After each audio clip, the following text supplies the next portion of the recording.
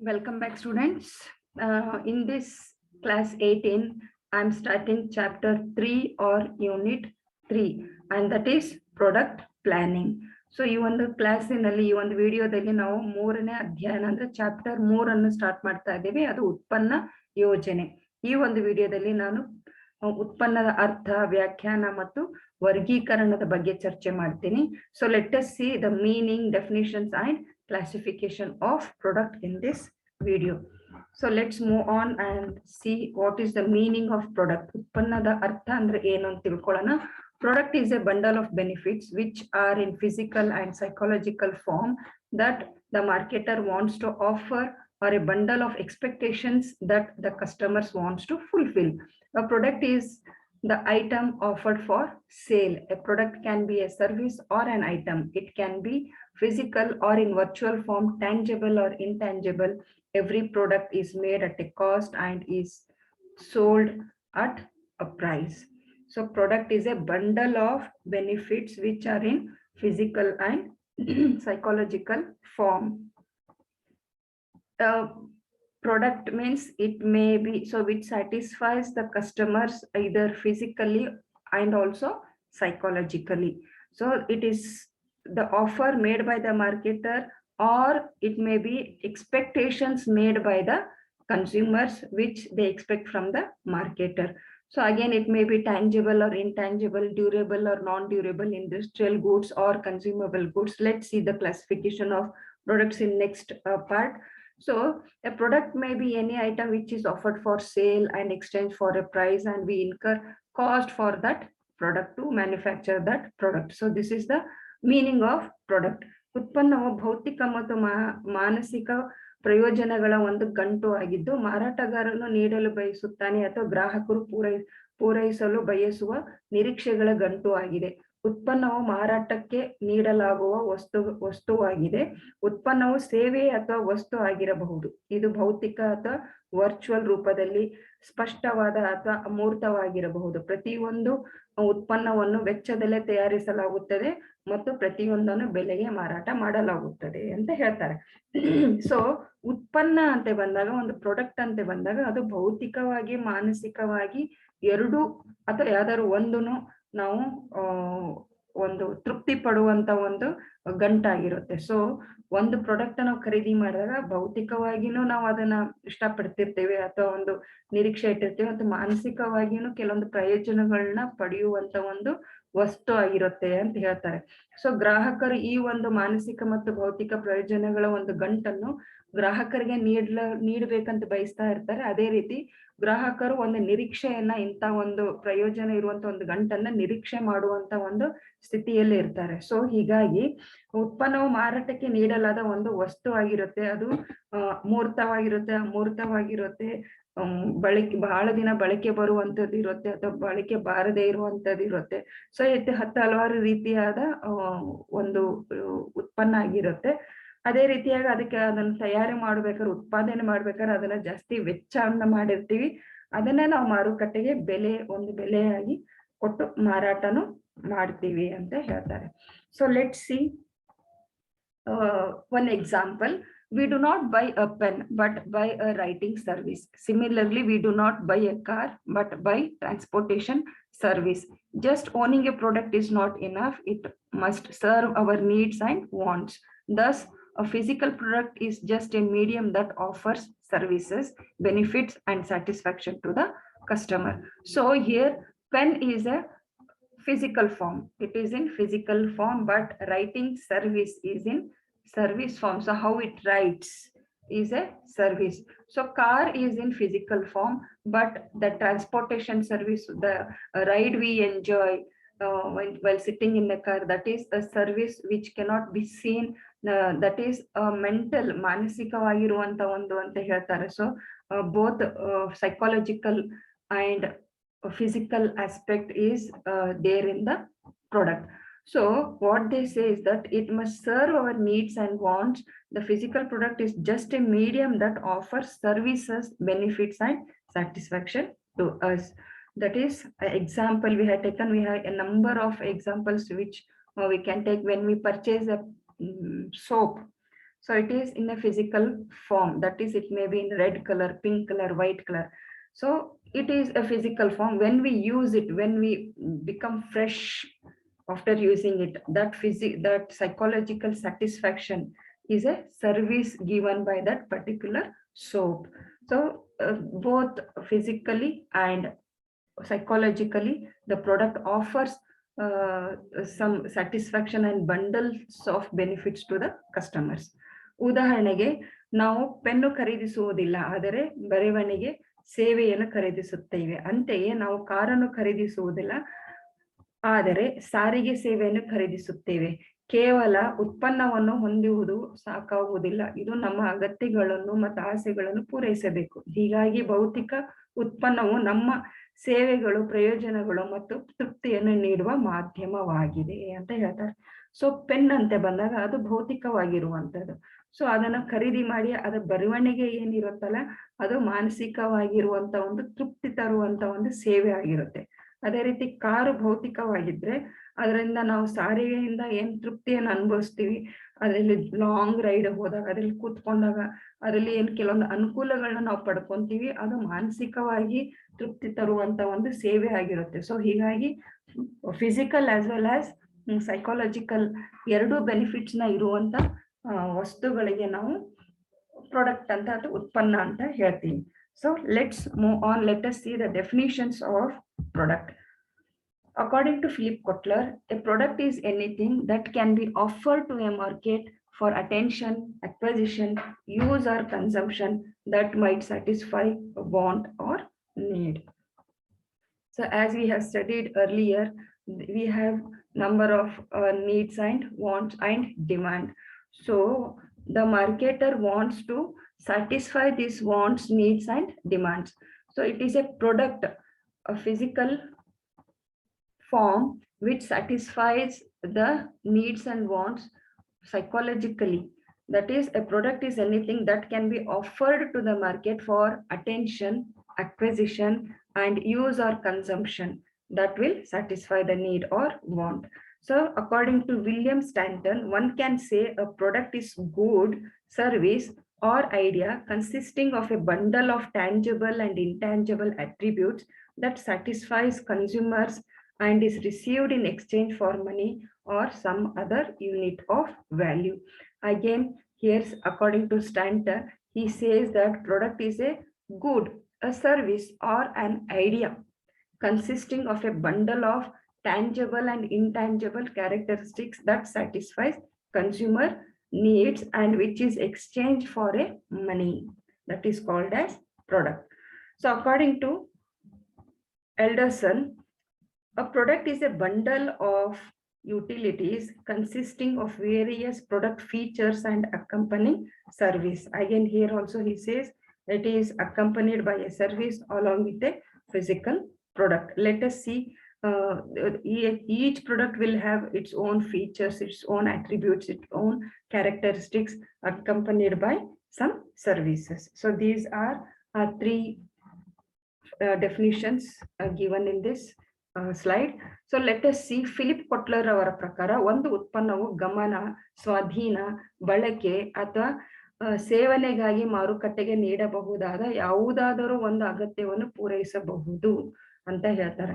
So ಒಂದು attract ಮಾಡುವ, attention create, ಸ್ವಾಧೀನ ಮಾಡುವಂಥದ್ದು ಅಥವಾ ಗಮನ ಹರಿಸುವಂಥದ್ದು ಅಥವಾ ಸೇವನೆಗಾಗಿ ಮಾರುಕಟ್ಟೆಗೆ ನೀಡಬಹುದಾದ ಯಾವ್ದಾದ್ರು ಇದೊಂದು ಅಗತ್ಯವನ್ನು ಪೂರೈಸುವುದಕ್ಕೆ ನಾವು ಉತ್ಪನ್ನ ಅಂತ ಹೇಳ್ತೀವಿ. ಸೊ ಅದೇ ರೀತಿ ವಿಲಿಯಂ ಸ್ಟ್ಯಾನ್ಟನ್ ಪ್ರಕಾರ ಒಂದು ಉತ್ಪನ್ನವು ಉತ್ಪನ್ನ, ಸೇವೆ ಅಥವಾ ಗ್ರಾಹಕರನ್ನು ತೃಪ್ತಿಪಡಿಸುವ ಮೂರ್ತ ಮತ್ತು ಅಮೂರ್ತ ಗುಣಲಕ್ಷಣಗಳ ಗಂಟನ್ನು ಒಳಗೊಂಡಿರುವ ಮತ್ತು ಹಣ ಅಥವಾ ಮೌಲ್ಯದ ಇತರ ಕೆಲವು ಘಟಕಗಳಿಗೆ ಬದಲಾಗಿ ಸ್ವೀಕರಿಸಿದ ಕಲ್ಪನೆ ಎಂದು ಹೇಳಬಹುದು. ಅಗೇನ್ ಇಲ್ಲೂ ಸಹ ಅವ್ರು ಹೇಳ್ತಾರೆ, ಅವರು ಅದೊಂದು ಉತ್ಪನ್ನ ಆಗಿರ್ಬೋದು, ಸೇವೆ ಆಗಿರ್ಬೋದು ಅಥವಾ ಒಂದು ಗ್ರಾಹಕನನ್ನು ತೃಪ್ತಿಪಡಿಸುವ ಮೂರ್ತ ಅಥವಾ ಅಮೂರ್ತ ಗುಣಲಕ್ಷಣಗಳ ಗಂಟು ಆಗಿರಬಹುದು ಅಂತೆಂದು ಇಲ್ಲಿ ಸ್ಟ್ಯಾನ್ಟನ್ ಅವರು ಹೇಳ್ತಾರೆ. ಅದೇ ರೀತಿ ಆಲ್ಡರ್ಸನ್ ಪ್ರಕಾರ ಉತ್ಪನ್ನವು ವಿವಿಧ ಉತ್ಪನ್ನ ವೈಶಿಷ್ಟ್ಯಗಳು ಮತ್ತು ಅದರ ಜೊತೆಗಿನ ಸೇವೆಗಳನ್ನು ಒಳಗೊಂಡಿರುವ ಉಪಯುಕ್ತತೆಗಳ ಒಂದು ಕಟ್ಟು ಅಥವಾ ಒಂದು ಗಂಟು ಆಗಿರುತ್ತೆ ಅಂತ ಹೇಳ್ತಾರೆ. ಸೊ ವೈಶಿಷ್ಟ್ಯತೆಗಳು ಮತ್ತು ಅದ್ರ ಜೊತೆಗೆ ಸೇವೆಗಳು. ಸೊ ಉತ್ಪನ್ನದ ವೈಶಿಷ್ಟ್ಯತೆ ಅಂದ್ರೆ ಅಟ್ರಿಬ್ಯೂಟ್ಸ್, ಕ್ಯಾರೆಕ್ಟರ್ಸ್, ಗುಣಲಕ್ಷಣಗಳು ಇರ್ತವೆ.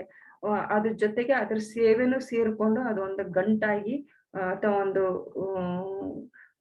ಕಟ್ ಎರಡು ಸೇರ್ಕೊಂಡು ಅಂದ್ರೆ physical as well as psychological satisfaction ತರುವಂತ ಒಂದು ಕೆಲವೊಂದು ಅಟ್ರಿಬ್ಯೂಟ್ಸ್ ಏನಿರ್ತಾವಲ್ಲ ಅದನ್ನ ಒಂದು ಗಂಟು ಅಥವಾ ಒಂದು ಕಟ್ಟು ಅಂತ ಎಂದು ಹೇಳ್ತಾರೆ. So these are the 3 definitions of product. Let us see the classification of products here. ಉತ್ಪನ್ನ ಅಥವಾ ಪ್ರಾಡಕ್ಟ್ ಈ ರೀತಿಯಾಗಿ ಡಿವೈಡ್ ಆಗಿರುವಂತದ್ದು.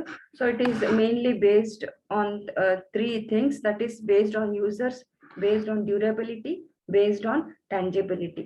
So based on users means we have consumer goods, industrial goods. Based on durability, durable goods, non-durable goods. Based on tangibility, tangible goods and intangible goods. So ಉತ್ಪನ್ನ 3 main heads ಅಲ್ಲಿ divide ಆಗಿದೆ.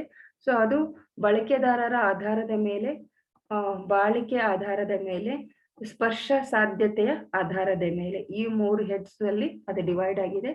ಅದು ಬಳಕೆದಾರರ ಆಧಾರದ ಮೇಲೆ ಅಂತ ಬಂದಾಗ ಗ್ರಾಹಕರ ಸರಕುಗಳು ಮತ್ತು ಕೈಗಾರಿಕಾ ಸರಕುಗಳು 2 ರೀತಿಯಾಗಿ ಡಿವೈಡ್ ಆಗಿದೆ. ಬಾಳಿಕೆ ಆಧಾರದ ಮೇಲೆ ಬಂದಾಗ ಬಾಳಿಕೆ ಬರುವ ಸರಕುಗಳು, ಬಾಳಿಕೆ ಬಾರದ ಸರಕುಗಳು. ಅದೇ ರೀತಿ ಸ್ಪರ್ಶ ಸಾಧ್ಯತೆಯ ಆಧಾರದ ಮೇಲೆ ಅಂತ ಬಂದಾಗ ಮೂರ್ತ ಸರಕುಗಳು ಹಾಗೂ ಅಮೂರ್ತ ಸರಕುಗಳು. So the whole product is being divided into these heads. Let us see one by one in detail here. So first one, based on users, that is ಬಳಕೆದಾರರ ಆಧಾರದ ಮೇಲೆ consumer goods and industrial goods ಅಂತ ಹೇಳಿದ್ವಿ ನಾವು. So consumer goods ಗ್ರಾಹಕರ ಸರಕುಗಳು. What are these consumer goods? Consumer goods are those products which are bought by the ultimate consumers for personal use. The consumer goods are further divided into convenience goods, shopping goods, then specialty goods and unsought goods. There are 4 types of consumer goods. So consumer goods are those products which are bought by the ultimate user for personal use. It is not for resale.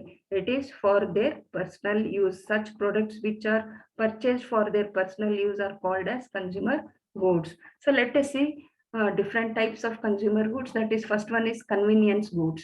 These are products that consumers purchase frequently and habitually without taking much time and efforts.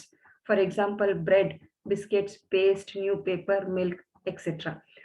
Newspaper, milk and etc. So very conveniently, very frequently, often and often they go, and very easily taking any effort or time they purchase it. Every day usually we go and take these items, and it is required for everyday life. So such products are called as convenience goods. Let's see what are these shopping goods. These goods are those where consumer takes some time and efforts by comparing price, quality, color, etc. of alternative products in stores. The reason for this is because shopping goods are higher priced and more important items. For example, jewelry, furniture, silk sarees, etc. So convenience goods, they don't take much time. They purchase it frequently and the price is comparatively less there. Whereas in shopping goods, they compare with some other products price, quality, color is being compared, and they take lot of efforts and time, while because they have to pay higher price here, so they take some time while selecting the right product. So example we have given here.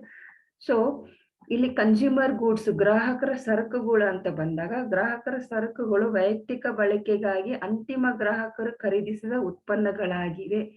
ಗ್ರಾಹಕ ಸರಕುಗಳನ್ನು ಹೀಗೆ ವಿಂಗಡಿಸಲಾಗಿದೆ. So ಮೊದಲನೇದಾಗಿ ಅನುಕೂಲಕರ ಸರಕುಗಳು, ಕೊಳ್ಳುವಿಕೆ ಸರಕುಗಳು ಮತ್ತು ವಿಶೇಷ ಸರಕುಗಳು, ಬಯಸದ ಸರಕುಗಳು. ಸೊ ಈ 4 ರೀತಿಯಾಗಿ ಈ ಒಂದು ಗ್ರಾಹಕ ಸರಕುಗಳು ವಿಂಗಡಿಸಲಾಗಿದೆ. ಸೊ ಮೊದಲಿಗೆ ಅನುಕೂಲಕರ ಸರಕುಗಳು ಯಾವ್ಯಾವಂತೆ ನೋಡೋಣ. ಇವುಗಳು ಗ್ರಾಹಕರು ಹೆಚ್ಚು ಸಮಯ ಮತ್ತು ಶ್ರಮವನ್ನು ತೆಗೆದುಕೊಳ್ಳದೆ ಆಗಾಗ್ಗೆ ಮತ್ತು ಅಭ್ಯಾಸವಾಗಿ ಖರೀದಿಸುವ ಉತ್ಪನ್ನಗಳಾಗಿವೆ. ಉದಾಹರಣೆಗೆ ಬ್ರೆಡ್, ಬಿಸ್ಕೆಟ್, ಪೇಸ್ಟ್, ಪತ್ರಿಕೆ, ಹಾಲು ಇತ್ಯಾದಿ. ಸೊ ಇವು ಅನುಕೂಲಕ್ಕೆ, ದಿನನಿತ್ಯದ ಅನುಕೂಲಕ್ಕೆ ಬೇಕಾಗಿರುವಂತ ವಸ್ತುಗಳಾಗಿರುತ್ತೆ. ಇದು ಅವಾಗವಾಗೆ ದಿನ ಹೋಗಿ ಪರ್ಚೇಸ್ ಮಾಡುವಂಥದ್ದು ಅಭ್ಯಾಸವಾಗಿ ಹೋಗಿರುತ್ತೆ. ಸೊ ಹೋದ ತಕ್ಷಣ ಒಂದು ಚಾಕ್ಲೇಟ್ ತಗೊಳ್ದಿರ್ಬೋದು, ಒಂದು ಬ್ರೆಡ್ ಖರೀದಿ ಮಾಡೋದಿರ್ಬೋದು, ಇದು ಅಗ್ಗವಾಗಿನೂ ಇರುತ್ತೆ ಮತ್ತೆ ದಿನನಿತ್ಯ ಬಳಕೆಗೆ ಬೇಕಾಗಿರುವಂತ ಒಂದು ಸರಕುಗಳಾಗಿರ್ತವೆ. ಸೊ ಅಂತದಕ್ಕೆ ನಾವು ಅನುಕೂಲಕರ ಸರಕುಗಳು ಅಂತ ಹೇಳ್ತೀವಿ. ನೆಕ್ಸ್ಟ್ ಶಾಪಿಂಗ್ ಗೂಡ್ಸ್ ಅಂದ್ರೆ ಕೊಳ್ಳುವಿಕೆ ಸರಕುಗಳು. ಈ ಸರಕುಗಳು ಗ್ರಾಹಕರು ಅಂಗಡಿಗಳಲ್ಲಿನ ಪರ್ಯಾಯ ಉತ್ಪನ್ನಗಳ ಬೆಲೆ, ಗುಣಮಟ್ಟ, ಬಣ್ಣ ಇತ್ಯಾದಿಗಳನ್ನು ಹೋಲಿಸುವ ಮೂಲಕ ಸ್ವಲ್ಪ ಸಮಯ ಮತ್ತು ಶ್ರಮವನ್ನು ತೆಗೆದುಕೊಳ್ಳುತ್ತಾರೆ. ಅದಕ್ಕೆ ಕಾರಣವೆಂದರೆ ಶಾಪಿಂಗ್ ಸರಕುಗಳು ಅಥವಾ ಕೊಳ್ಳುವಿಕೆ ಸರಕುಗಳು ಹೆಚ್ಚಿನ ಬೆಲೆಯ ಅಥವಾ ಹೆಚ್ಚು ಮುಖ್ಯವಾದ ವಸ್ತುಗಳಾಗಿವೆ. ಉದಾಹರಣೆಗೆ ಆಭರಣಗಳು, ಪೀಠೋಪಕರಣಗಳು, ರೇಷ್ಮೆ ಸೀರೆಗಳು ಇತ್ಯಾದಿ. ಸೊ ಇಲ್ಲಿ ಕೊಳ್ಳುವಿಕೆ ಅಂದ್ರೆ ಶಾಪಿಂಗ್ ಗೂಡ್ಸ್ ಇದಕ್ಕೆ ಜಾಸ್ತಿ ಅವರು ಸಮಯ ತಗೊಂತಾರೆ ಅಂತ ಅಂದ್ರೆ, ಅವರು ಬೇರೆ ಪರ್ಯಾಯ ಉತ್ಪನ್ನಗಳೇನಿರ್ತಾವಲ್ಲ ಅಂಗಡಿಯಲ್ಲಿ ಅದ್ರ ಜೊತೆ ಕಂಪೇರ್ ಮಾಡಿ ಹೋಲಿಸಿ ನೋಡುವಂಥದ್ದು. ಇದ್ರ ಬೆಲೆ ಜಾಸ್ತಿ ಇದೆಯಾ, ಇದು ಬಣ್ಣ ಚೆನ್ನಾಗಿದೆಯಾ, ಇದು ಗುಣಮಟ್ಟ ಚೆನ್ನಾಗಿದೆಯಾ, ಇದನ್ನ ಹಿಂಗೆ ಜಾಸ್ತಿ ಸಮಯ ತಗೊಂಡು ಶ್ರಮ ತಗೊಂಡು, ಯಾಕಂದ್ರೆ ಅದಕ್ಕೆ ಜಾಸ್ತಿ ಬೆಲೆ ಕೊಡ್ತಾ ಇರ್ತಾರೆ. ಅದು ಬಹಳ ಸ್ಪೆಷಲ್ ಆಗಿರುವಂತ ವಸ್ತು ಆಗಿರೋದ್ರಿಂದ ಸ್ವಲ್ಪ ಶ್ರಮ ಪಟ್ಟು ಸಮಯ ತಗೊಂಡು ಒಳ್ಳೆ ಗುಣಮಟ್ಟ ಇರುವಂತ ಒಂದು ಅವರಿಗೆ ತೃಪ್ತಿ ತರುವಂತ ಒಂದು ಸರಕುಗಳನ್ನು ಆಯ್ಕೆ ಮಾಡೋದ್ರಲ್ಲಿ ಸ್ವಲ್ಪ ಟೈಮ್ ತಗೊಂಡು ಸಮಯ ತಗೊಂಡು ಅವರು ಖರೀದಿ ಮಾಡುವಂತ ವಸ್ತುಗಳಿವು ಅಂತ ಹೇಳ್ತಾರೆ. ನೆಕ್ಸ್ಟ್ ಒನ್ ಈಸ್ ವಿಶೇಷ ಸರಕುಗಳು, speciality goods. Specialty goods are so unique that the consumers are willing to spend special effort to buy them. Buyers of specialty goods focus on seeking out one specific product they are looking for. For example, TV sets, iPhones, cameras, automobiles, etc. So specialty goods are unique because they don't purchase it often and often. So sometimes once in lifetime we purchase it, or once or twice we can purchase, but it will be very costly. So they take much efforts, time to purchase these special goods. So they want some specific kind of product which satisfies their expectation. So such things are called as specialty goods. Unsought goods means the unsought goods are those that consumers are not interested to buy or don't put much thought to purchase those goods. Those are batteries or life insurance. So such which we don't want to purchase, such products are called as unsought goods. So ವಿಶೇಷ ಸರಕುಗಳು ತುಂಬಾ ವಿಶಿಷ್ಟವಾಗಿದ್ದು ಗ್ರಾಹಕರು ಅವುಗಳನ್ನು ಖರೀದಿಸಲು ವಿಶೇಷ ಪ್ರಯತ್ನವನ್ನು ತೆಗೆದುಕೊಳ್ಳಲು ಸಿದ್ಧರಾಗಿದ್ದಾರೆ. ವಿಶೇಷ ಸರಕುಗಳ ಖರೀದಿದಾರರು ಅವರು ಹುಡುಕುತ್ತಿರುವ ಒಂದು ನಿರ್ದಿಷ್ಟ ಉತ್ಪನ್ನವನ್ನು ಹುಡುಕುವುದರ ಮೇಲೆ ಕೇಂದ್ರೀಕರಿಸುತ್ತಾರೆ. ಉದಾಹರಣೆಗೆ ಟಿವಿ ಸೆಟ್ಗಳು, ಐಫೋನ್ಗಳು, ಕ್ಯಾಮರಾಗಳು, ಆಟೋಮೊಬೈಲ್ಸ್ಗಳು ಅಂದ್ರೆ ಕಾರ್ ಇರ್ಬೋದು, ನಿಮ್ದು 2 ವೀಲರ್ಸ್ ಬೈಕ್ಸ್ ಇರ್ಬೋದು ಇತ್ಯಾದಿ. ಸೊ ಇದಕ್ಕೆ ಒಂದು ವಿಶೇಷವಾದ ಒಂದು ಟೈಮ್ ಅನ್ನು ಇಟ್ಕೊಂಡು ವಿಶೇಷವಾಗಿ ಇದು ಹೆಚ್ಚಿನ ಬೆಲೆದಾಗಿರುತ್ತೆ. ಸೊ ಹೀಗಾಗಿ ಅವರು ಒಂದು ಸಲ ಜೀವನದಲ್ಲಿ 1 ಸಲ ಅಥವಾ 2 ಸಲ ನಾವು ಖರೀದಿ ಮಾಡೋದ್ರಿಂದ ಅದನ್ನ ಬಹಳ ಜಾಗರೂಕತೆಯಿಂದ ಹೆಚ್ಚು ಸಮಯ ತಗೊಂಡು ಬಹಳ ವಿಶೇಷವಾಗಿ ಅದಕ್ಕೆ ಒಂದು ಟೈಮ್ ಮಾಡ್ಕೊಂಡು ಹೋಗಿ ಖರೀದಿ ಮಾಡುವಂತ ವಸ್ತುಗಳಿಗೆ ನಾವು ವಿಶೇಷ ಸರಕುಗಳಂತ ಹೇಳ್ತೀವಿ.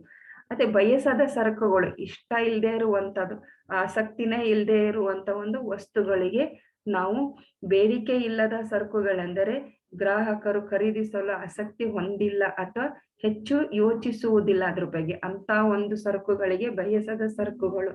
ಸೊ ಬ್ಯಾಟರಿಗಳು ಅಥವಾ ಜೀವ ವಿಮೆಗೆ ಇಲ್ಲಿ ನಾವು ಉದಾಹರಣೆಯಾಗಿ ತಗೋಬಹುದು. So these are based on users ಅಂದ್ರೆ ಬಳಕೆದಾರ ಆಧಾರದ ಮೇಲೆ ಡಿವೈಡ್ ಮಾಡಿರುವಂತ ಒಂದು ಪಾರ್ಟ್. ಅದರಲ್ಲಿ ಸೆಕೆಂಡ್ ಒನ್ ಇಂಡಸ್ಟ್ರಿಯಲ್ ಗೂಡ್ಸ್ ಅಂದ್ರೆ ಕೈಗಾರಿಕಾ ಸರಕುಗಳು. The goods purchased for industrial or business use are known as industrial goods. These are purchased by the buyers as inputs in production of other products and for rendering services.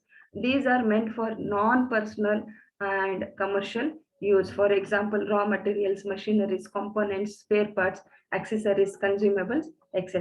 So industrial goods are used for further processing, which can be converted into finished goods. It cannot be consumed directly. It is yet to be processed by the manufacturer. Such goods are called as industrial goods. That is raw materials, machineries which are to be assembled, which are to be manufactured, and then final product is being brought out. That is called as industrial goods.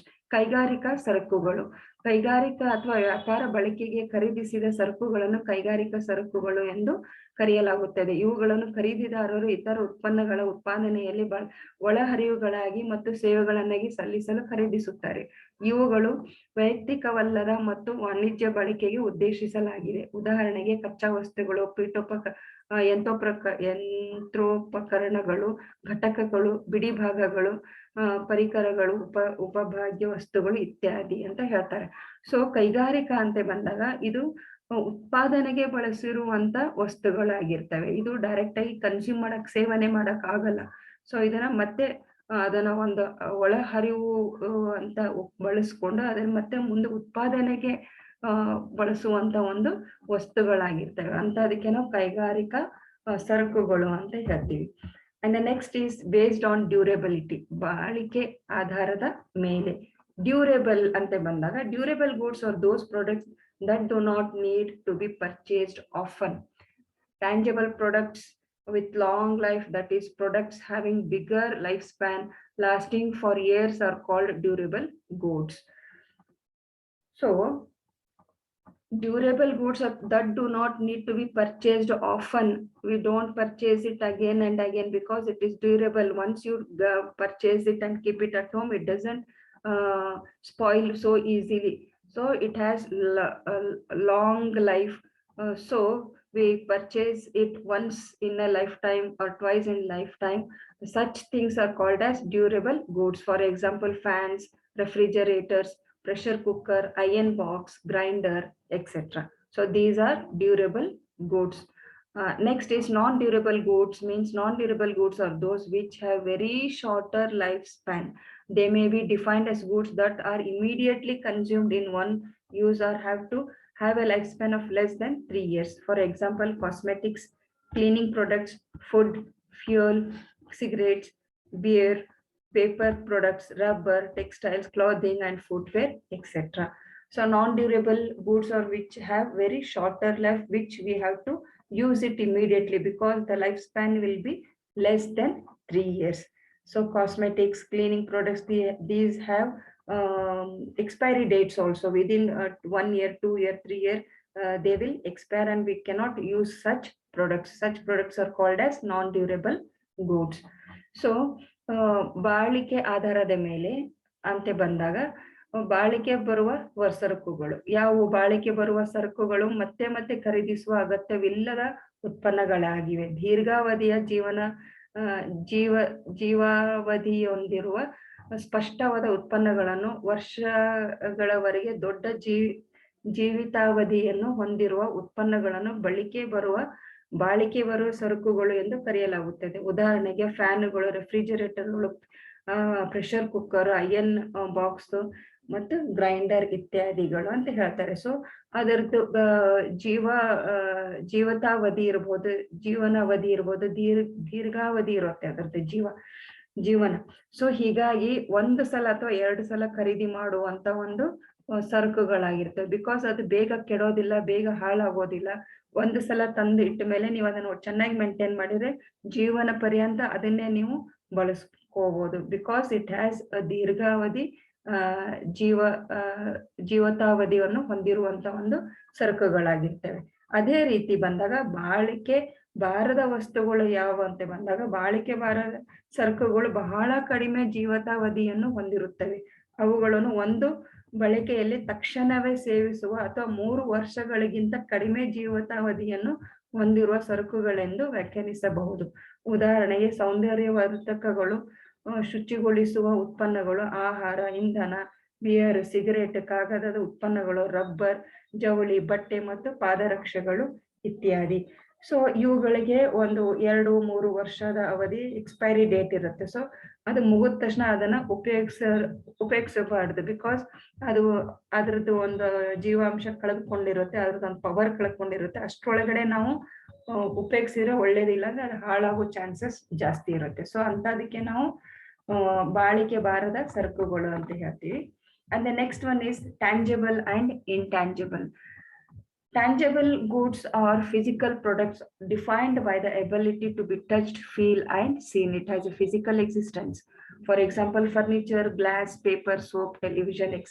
Whereas an intangible good is a good does not have a physical nature. So, which can be seen, felt, touched.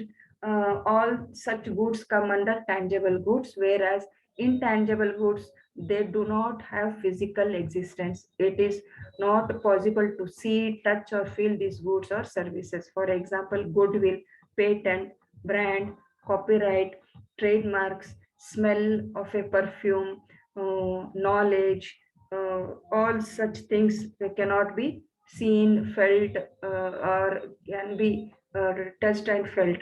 Such things come under intangible goods. So ಮೂರ್ತ ಸರಕುಗಳು ಸ್ಪರ್ಶಿಸುವ ಮತ್ತು ನೋಡುವ ಸಾಮರ್ಥ್ಯದಿಂದ ವ್ಯಾಖ್ಯಾನಿಸಲಾದ ಭೌತಿಕ ಆಗಿವೆ. ಅದಕ್ಕೆ ಭೌತಿಕ ಅಸ್ತಿತ್ವವಿದೆ. ಉದಾಹರಣೆಗೆ ಪೀಠೋಪಕರಣಗಳು, ಗಾಜು, ಕಾಗದ, ಸಾಬೂನು, ದೂರದರ್ಶನ ಇತ್ಯಾದಿ. ಅದೇ ರೀತಿ ಅಮೂರ್ತ ಸರಕುಗಳು ಭೌತಿಕ ಅಸ್ತಿತ್ವವನ್ನು ಹೊಂದಿರುವುದಿಲ್ಲ. ಈ ಸರಕುಗಳು ಅಥವಾ ಸೇವೆಗಳನ್ನು ನೀಡಲು, ಸ್ಪರ್ಶಿಸಲು ಅಥವಾ ಅನುಭವಿಸಲು ಸಾಧ್ಯವಿಲ್ಲ. ಉದಾಹರಣೆಗೆ ಸದ್ಭಾವನೆ, ಪೇಟೆಂಟ್, ಬ್ರ್ಯಾಂಡ್, ಹಕ್ಕುಸ್ವಾಮ್ಯ ಮತ್ತು ಟ್ರೇಡ್ ಮಾರ್ಕ್ ಗಳಂತದ್ದು ಅಂತ ಹೇಳ್ತಾರೆ. So which cannot be seen, felt or touched, ಇವು ಯಾವುದನ್ನು ನಾವು ಮಾಡಕ್ ಆಗದೆ ಇದ್ದಾಗ ಅದು ಇಂಟ್ಯಾಂಜಿಬಲ್ ಅಥವಾ ಅಮೂರ್ತ ಸರಕುಗಳಂತ ಹೇಳ್ತಾರೆ. So these are regarding the product and its classification. I'll be back with another new topic in 1 or 2 days. Until then, have a nice time. Thank you very much.